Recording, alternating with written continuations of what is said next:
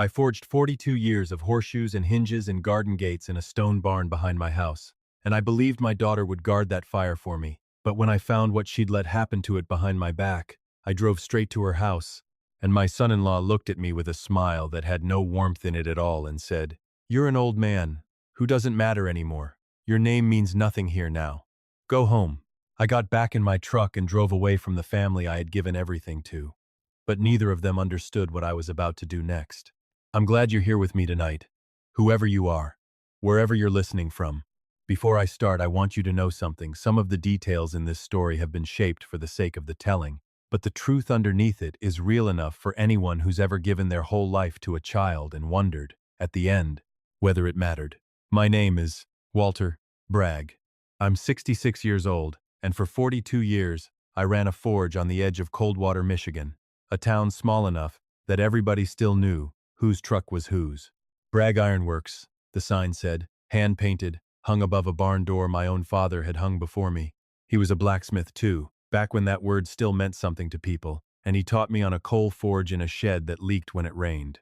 I was 10 years old the first time he put a hammer in my hand and told me 3 words I never let go of: let the metal talk. I built that business up from nothing but ornamental gates and repair work, until by the time I was 40 I was forging railings for the governor's mansion downstate and gates for horse farms all up through the county. My wife Eleanor used to bring me lunch on Fridays, set the thermos of coffee down on the anvil stand, and sit on the old milking stool by the window while I worked, and she used to say the whole barn smelled like a storm before it broke coal, smoke, and hot iron, and the particular sweetness of quenching oil. She's been gone 3 years now. Cancer took her slow, the way it does, and after she passed, the forge was the only thing that still spoke my language. I kept the fire lit because if I let it go cold, I think some part of me would have gone cold with it. Ray Doyle had worked beside me at that forge for 19 years. 50 years old, built like a fence post, hands nearly as good as mine by the time he'd been there a decade. That particular morning in March, I came in early because I couldn't sleep, and Ray was already at his station, and something about the way he wouldn't quite look at me stopped me at the door. "You're in early," I said. "Couldn't sleep," I told him, hanging my coat on the peg I'd screwed into that wall back in 1988. "Wanted to get a look at the Callahan order before the boys come in." Ray's jaw did something small. I'd known that man 19 years. I caught it. Something wrong. He didn't answer right off. He set down the tongs he'd been holding and wiped his hands slow on his apron, the way a man does when he's deciding how to say a thing he doesn't want to say. "Walk with me," he said. He took me to the back stockroom, where we kept the raw steel and iron stacked on racks against the wall. I'd specified 1/4-inch wrought iron for the Callahan gate, a big commission for a horse property out past Union City, the kind of job that gets your name mentioned at the feed store for months. What I found leaning against that back wall stopped my heart: cold, thin-gauge steel, cheap stamped stock from some importer I'd never heard of, already showing rust bloom along one edge. "When did this come in?" I said, and my voice came out steadier than I felt. "February," Ray said. "Second delivery came last week. There's a third one scheduled. 2 months. 7. 2. 2 months of cheap stock coming through my own doors while I sat home, trusting that my daughter was running the shop the way I'd raised her to. Denise signed off on this?" Ray reached into his apron and pulled out a folded stack of delivery slips, held them out without a word. Her signature was on every one. Neat, certain, not a hint of hesitation in it. "My Dow. My Dow. My Dow. My Dow." My hands were shaking when I took those papers, and it wasn't anger yet. It was something colder, the particular cold of realizing you've been a fool for a long, long time without knowing it. I found Denise in the front office, the desk that used to be mine, scrolling her phone with one thumb. She was dressed nice, too nice for a forge, a cream blazer that wouldn't survive 5 minutes near an anvil. She looked up when I set the delivery slips in front of her. "You want to explain these?" She leaned back, unhurried, glanced at the papers the way you'd glance at a grocery receipt. "It's a cost adjustment, Dad. Margins on the Callahan gate were too thin. We needed to bring materials down." "That's cheap steel, Denise." We quoted wrought iron. "The Callahans are paying for wrought iron. It'll hold a gate fine." "It will not hold fine. Go." My voice cracked on that word and I had to press my mouth shut a second. "In 2 winters, that steel will be pitted through. The welds will crack in the cold, and when it does, the Callahans will tell every horse farm in 3 counties that Bragg Ironworks sold them junk. She picked the slips back up, flipped through them once, set them down. It's a business decision. You've been out of the day-to-day 8 months.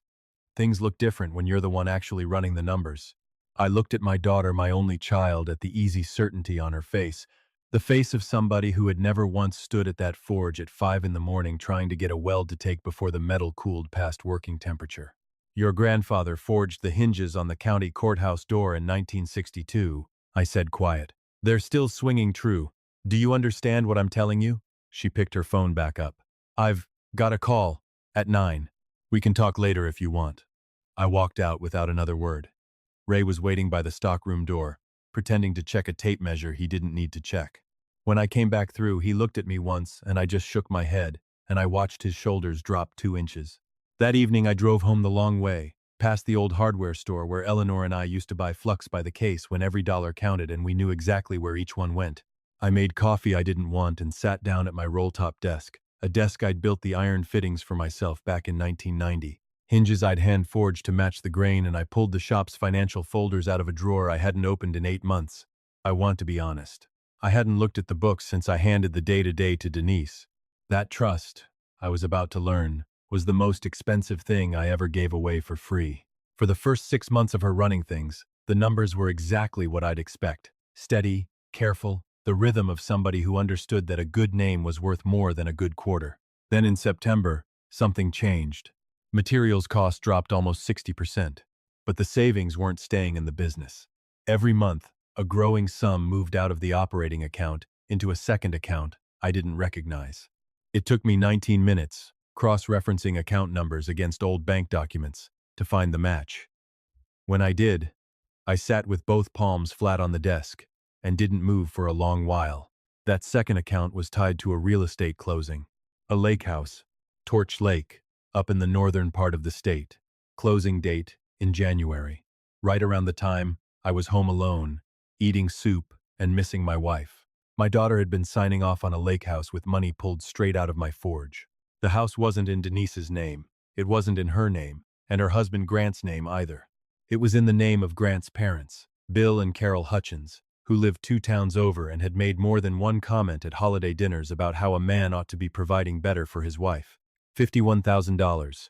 That's what had moved out of Bragg Ironworks over 7 months to help Grant's parents buy a vacation property.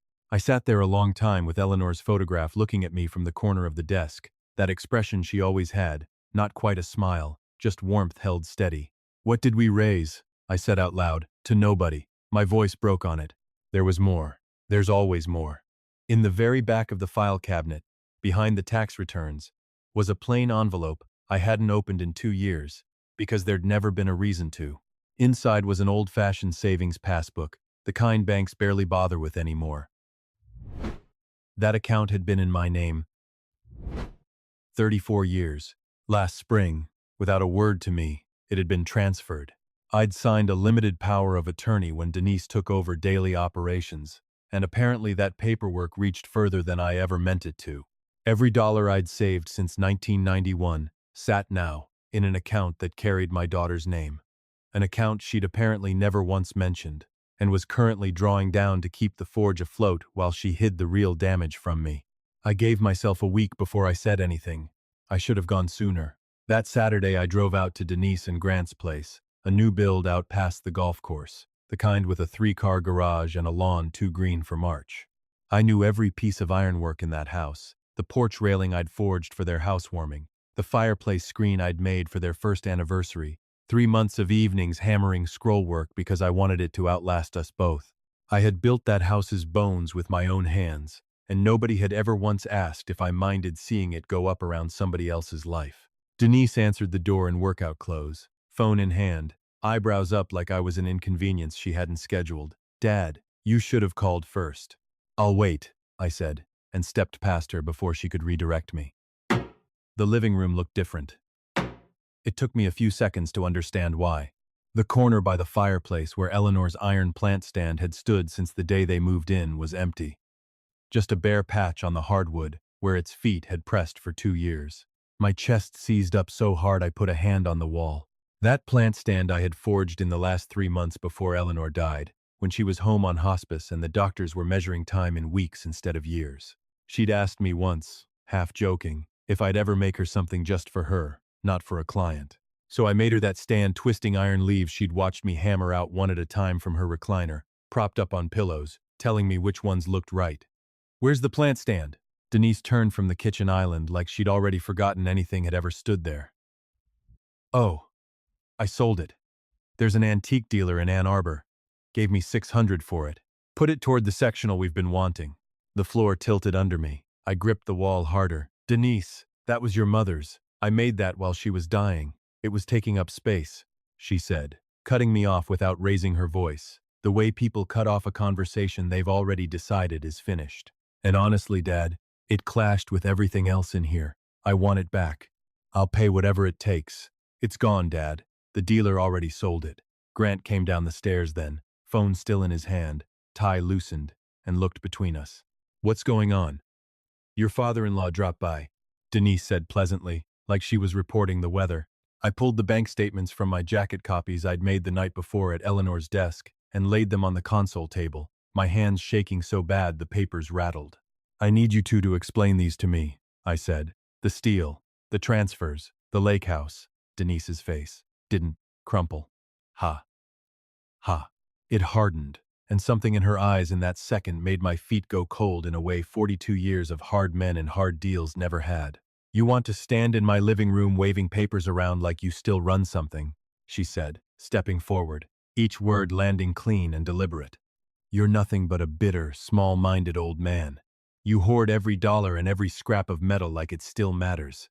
But your time is done, Dad. You handed over that shop because you had no choice, and standing here shaking papers doesn't make you relevant.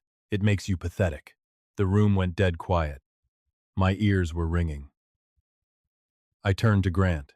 He was standing at the bottom of the stairs, eyes on the floor, jaw working once like he might say something. He said nothing. He did nothing. His silence was the loudest thing in that whole house. I folded the statements back into my jacket. "I'll see myself out." I drove straight to the forge from there. I couldn't tell you why, except that when everything familiar falls apart, you go to the thing that's held the longest. It was raining hard by the time I pulled in, a cold March rain coming sideways, and the shop lights were burning orange through the windows, the way they'd burned every working night since 1983. Ray's truck was still there. He was waiting inside the side door, arms crossed, and when he saw me come through the rain, his face did something complicated, relief and dread arriving together. "Heard you went out to the house," he said, holding the door. "I'm not all right, Ray," I told him plainly, because that man had earned plainness from me a long time ago. "She sold Eleanor's plant stand." Ray's face went gray. He looked away at the wall, jaw tight. "Lord, Walter, I'm sorry." Before he could say more, the side door opened again. Denise walked in, coat dark with rain, and Grant stood behind her, arms crossed, watching from the doorway like a man making sure a scene played out the way it was supposed to. Denise crossed the shop floor and stopped in front of me. Two of my younger guys, Tyler and Marcus, froze at their benches, tools in hand. "This isn't working, Dad," she said, and her voice was rehearsed, the voice of somebody reciting lines from a car ride over. "You coming around, second-guessing everything. It's undermining me with the crew. We need a clean break." She waved a hand vaguely at the shop around us, the power hammer I'd bought in 1994, the forge I'd rebuilt brick by brick in 2002, the wall of tongs and hammers arranged in the order I'd arranged them, when this barn had nothing in it but dirt floor and hope. "This place needs to move forward." Something in my chest cracked, slow, then all at once, like green wood splitting under pressure. I walked to the back corner where I kept my personal tools, my father's ball-peen hammer, the tongs I'd forged myself in 1985, and the old red toolbox, paint worn to bare metal at every corner, 42 years of my whole working life packed into its drawers. I lifted it off the shelf. It weighed about 30 pounds. It felt like I was lifting everything I'd ever built. "You want to tell me where I should go?" I asked her, and my voice came out low and even, which surprised me, because my throat felt like it was closing shut. "Somewhere that isn't here," she said. I looked at her a long moment, at my daughter's face, at the composed cruelty of it, and I felt something I hadn't expected. Not anger. Grief. The deep, wordless grief of a man understanding that the child he raised and the woman standing in front of him are two different people, and love alone can't cross that kind of distance. I walked toward the door. The rain hit me cold and hard before I'd taken 3 steps. I heard the door open behind me, then footsteps on the wet gravel, slow and deliberate, and then I heard the sound I will carry with me the rest of my life, the deadbolt, the one I'd installed myself in 2005 because I wanted good hardware on my own door, turning with one hard click that cut through the rain like a rifle shot. My own daughter had locked me out of my own forge, in the rain, with 42 years of my life under my arm, while her husband watched from the doorway without moving a muscle. I sat in my truck a long time, hands on the wheel, rain hammering the roof, and then a name came to me the way the right piece of steel comes to you when you've been digging through the rack too long, not the piece you expected, but exactly the one you needed. Loretta Falk. I hadn't said her name out loud in almost 2 years. 20 years back, Loretta had shown up at Bragg Ironworks on a Tuesday morning, not as a customer, but as a woman who just lost her factory job and whose landlord had given her 30 days. She'd known Eleanor from the church quilting circle. Eleanor opened our door. Before I could even get a word in, that was Eleanor's way. She made decisions with her chest, not her head, and she was right about people more often than I ever was. Loretta stayed 2 weeks in our guest room, and when she left she had an interview lined up and enough saved to cover a deposit. She built Falk Metalworks from nothing over the next 18 years: architectural iron, custom railings, a reputation built quiet and steady on word of mouth alone. I hadn't called ahead.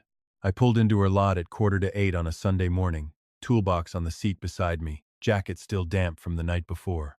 Loretta answered on the second knock, already in her work clothes, leather apron, reading glasses pushed up on her forehead. Something moved across her face, not surprise. Recognition. The look of someone who'd half expected a phone call and instead got the real thing.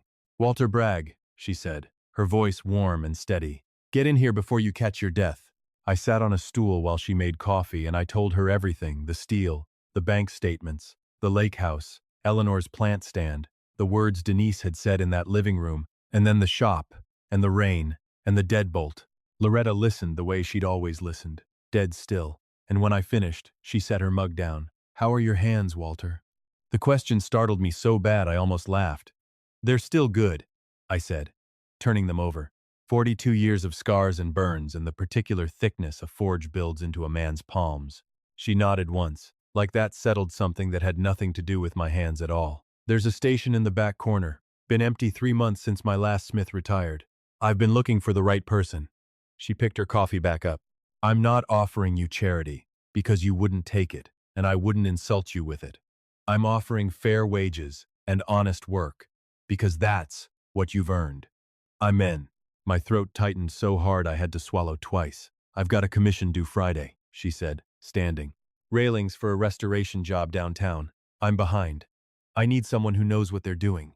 I picked up my toolbox and followed her to the back of the shop, past the power hammers and the quench tanks, to a station under a window that caught the morning light full on.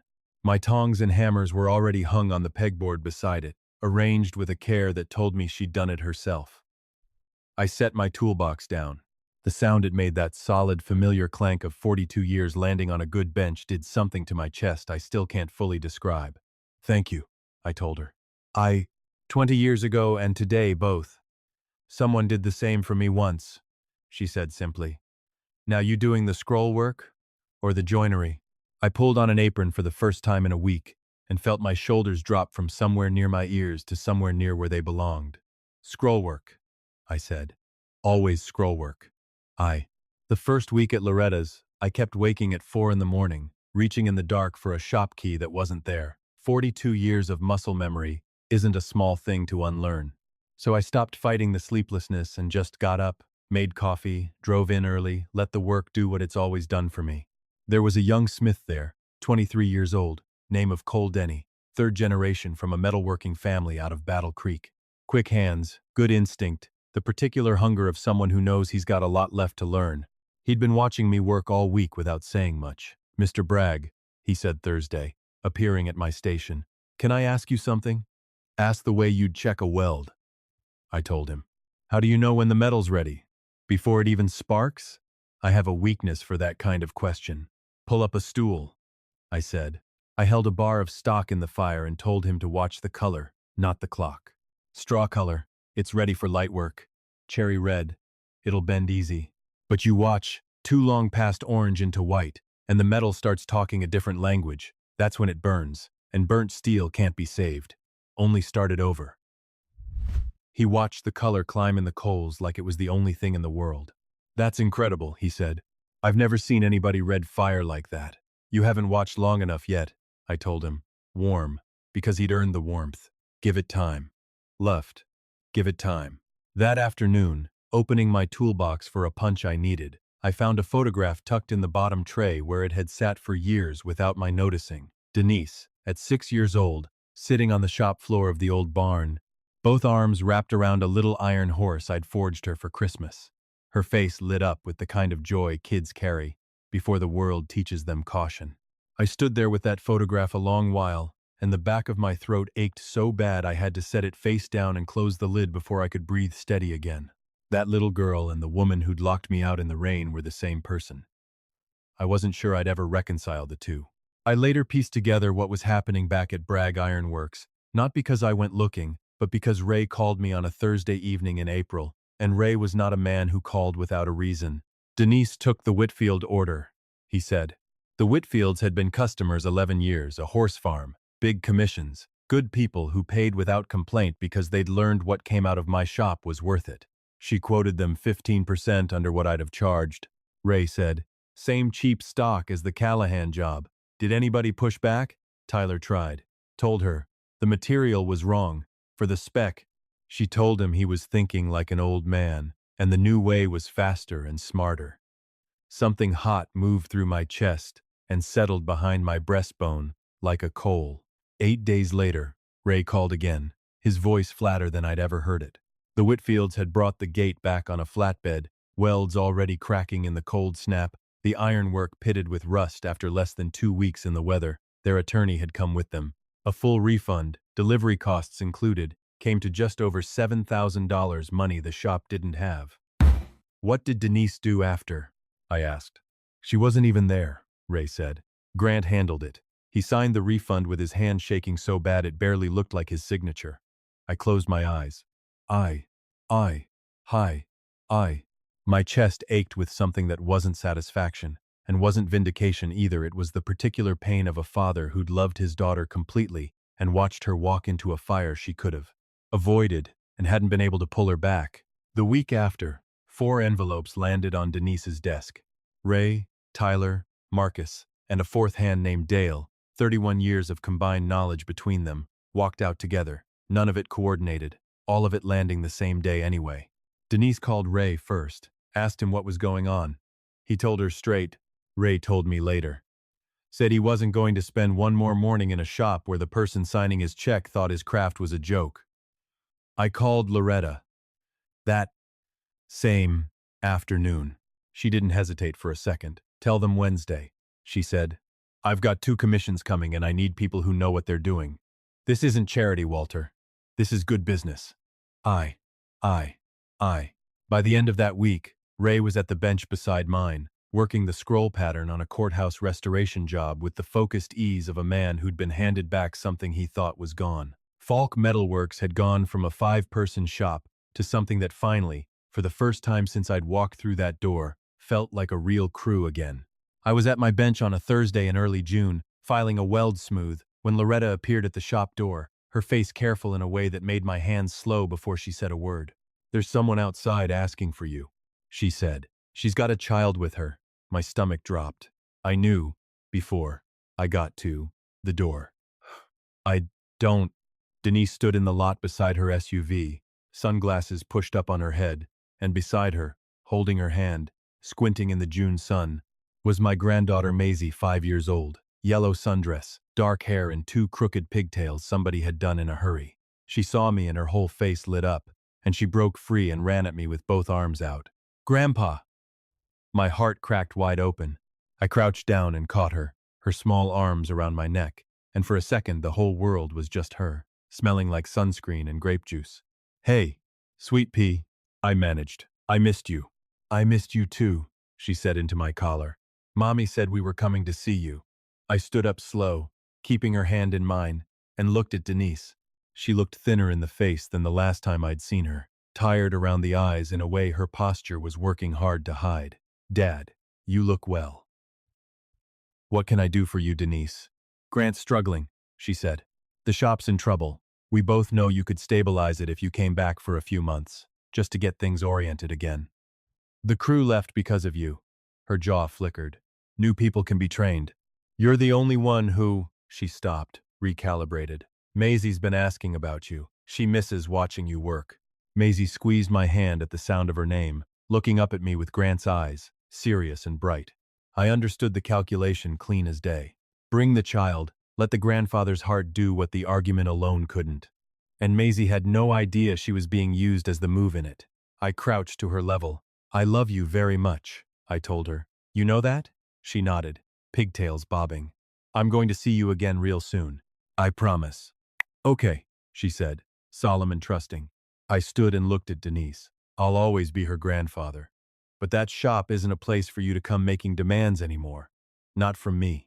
I'm not making demands. I'm asking. You brought a 5-year-old to make a business argument. I know exactly what you're doing, and the answer's no. Something moved behind her eyes. Not shame, not quite, but the closest thing I'd seen on her face in years. She took Maisie's hand back without another word and walked to the SUV, and I stood in that lot and watched them pull away, keeping my face steady until the car turned the corner. Then I let my hands shake at my sides, not from anger, but from the effort of holding that small hand for those few seconds and then letting go. By July, Bragg Ironworks had gone from struggling to dying. The bank's default notice came on a Tuesday. The operating line had been refinanced back in February, Denise's idea. The equipment pledged as collateral without my knowing. The books were already this far gone. The steel supplier cut them off for being 60 days past due. No incoming stock meant no new work. The 2 remaining helpers, barely out of trade school, came in for a week, found nothing to do, and stopped showing. Grant came to see me a month later, on a Thursday evening, at Loretta's shop after the crew had gone home. I was locking up the supply cabinet when I heard the side door. He looked thinner than I remembered, the bruised look under his eyes of a man who hadn't slept right in weeks. He wasn't wearing his usual pressed shirts, just a plain jacket, the kind a man buys when he's stopped trying to impress anybody. Mr. Bragg, he said, his voice rough, barely above a whisper. My chest tightened. I set the key down and waited, because whatever he'd come to say needed to arrive on its own time. He crossed the shop floor slow, and when he reached me, his knees went. Not dramatic, just the way a man goes down when the last of something finally gives out, both knees on the concrete. I'm so sorry. God. Crate, he said. For all of it. I knew about the plant stand. I knew what she was doing with the money, and I never said a word. I just went along with it, because it was easier than fighting her. I don't know what to say that covers it. There isn't anything that covers it. My throat closed up. I crouched down in front of him, my knees complained. 66 years isn't kind to crouching because I wasn't going to stand over a man on the floor of somebody else's shop. The plant stand's gone, I said. Your mother-in-law's memory isn't in the iron, Grant. That's something I've had to learn too. He lifted his face. His eyes were red, swollen. I want to make it right. I don't know how, but I want to try. Denise doesn't think there's anything to make right. She thinks you owe her an apology for embarrassing her. I put a hand on his shoulder, firm. That's between you and Denise. But you're not walking away from Maisie, and you're not walking away from doing right by your own name either. Do you understand the difference? Yes, sir, he said. I do. Then get up. I told him. There's coffee in the break room, and we've got a lot of talking to do. We talked 2 hours that night, not about the shop, not about money, about Maisie, about what kind of man he wanted her to see when she looked at him. It was, without question, one of the better nights I'd had since March. Denise filed for divorce from Grant that September, his idea. In the end, once he understood, he couldn't keep standing in the middle between what she wanted and what was right. Custody worked out steady, because whatever else was true, Grant loved that little girl without complication. He came to me himself the week after it was final and asked if there was a place for him at Loretta's, not managing anything. He said, just learning the trade from the bottom, the way it should have been learned the first time. I told him to come in Monday and talk to Loretta. She had questions, direct ones. Could he commit to regular hours? Could he take instruction from men younger than him without making it complicated? He answered everyone with a plain yes. Filing duty first 2 weeks, she told him. Every bar of stock gets sorted and cleaned before it goes to the racks. Not glamorous. It'll tell me everything I need to know about whether you're serious. He was there Monday at 6:45, coffee in hand, work boots clearly new but clearly chosen with purpose. Cole took him under his wing, showed him how to file a burr off cold steel without gouging it. I watched from my bench without making it obvious I was watching. His first stroke was too careful, too tentative. The stroke of a man not sure he had permission to put weight into it. Steel doesn't break easy, Cole told him. You gotta mean it. By October, Grant had moved off filing duty onto layout work, learning to read a pattern off a drawing and transfer it to stock without a wasted mark. He was slow, careful slow, Cole told me. Not scared, slow. The kind of slow you can build something out of. On a Tuesday in the third week of October, he came to my bench with a scrap of half-inch bar and a question about how to judge when a scroll had enough curve without overworking the metal and making it brittle. We spent 40 minutes at my station, him bending 2 practice pieces, while I watched and corrected the angle of his grip. The second one came out clean. Not perfect, but honest. It's not perfect, he said, turning it in the light. 5. Look at 5. No, I agreed. But it's yours. You made it with your own hands, off a mark you drew yourself. Feel the difference? He turned both pieces over in his hands, quiet a moment, really feeling it. And, come. The second one's tighter, more even. That's the beginning of a feel for it, I told him. Takes about 1,000 scrolls before it's automatic. You've made 2. You've life. You've made 2. A.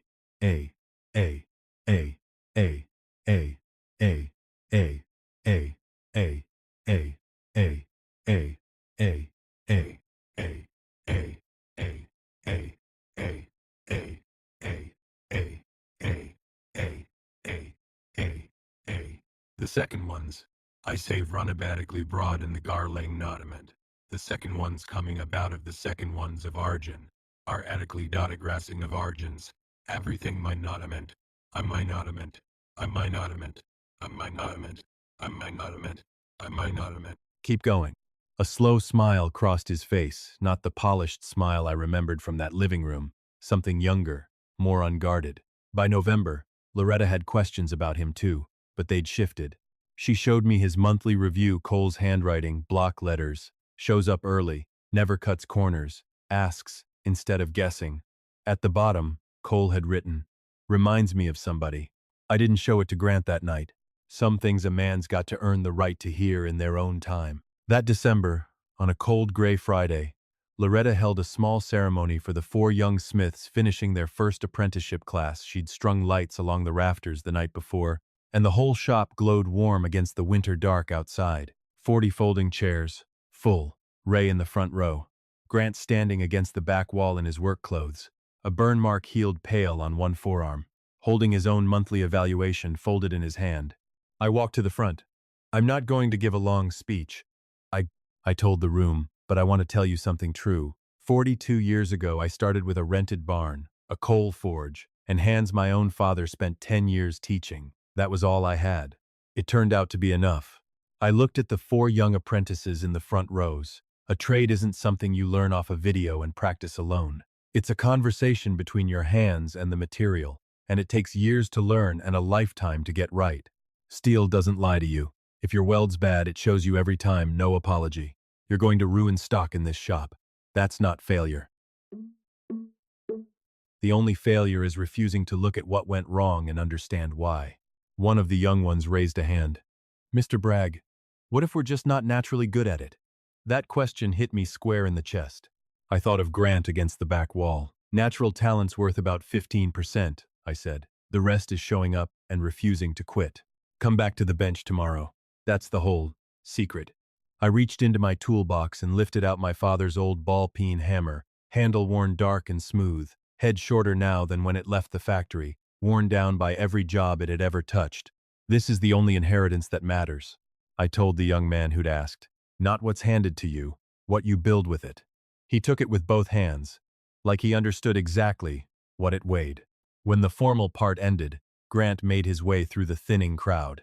His eyes were red, his face open in a way I hadn't seen since he was courting Denise, years and years back, before any of this. "Mr. Bragg," he said, and then just, "Thank you, for all of it." He put his arms around me, not careful, all the way in, and I felt him shaking, and I held on with everything I had left in me. When we stepped back, he wiped his face with both hands.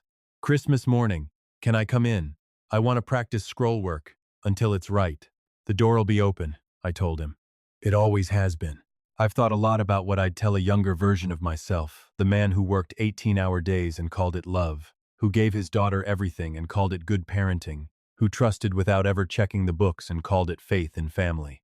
Here's what I know now that I didn't know then. Loving somebody isn't the same as teaching them. I gave Denise everything except the one thing she needed most, the experience of failing at something and getting back up without a hand catching her first. That was my mistake, not hers alone. Mine. Don't do what I did. Don't clear every obstacle out of your children's way before they've had the chance to learn what they're made of. The obstacles are the path. The struggle is where the real character gets built, the kind that holds when everything else falls apart. Family justice, I've come to understand, doesn't arrive loud. It doesn't come as a verdict or a scene in somebody's living room. Sometimes it arrives quiet in a monthly evaluation, in a little girl's hand in yours, in a parking lot, in a shop door that stays open even for people who don't think they've earned it yet. This is what the revenge stories never tell you. The real revenge isn't making somebody pay. It's building something better without them, and then leaving the door open anyway. That's family justice. It's the only kind worth having. If any piece of this found something true in you tonight, a father, a daughter, a door you wish had stayed open, or one you're grateful you walked back through, tell me where you're listening from, and tell somebody who needs to hear it. And if you haven't stayed with me before, I hope you'll come back. There are more stories where this one came from, and every one of them is worth the time. Thank you for staying with me all the way to the end tonight. It means more than you'd think.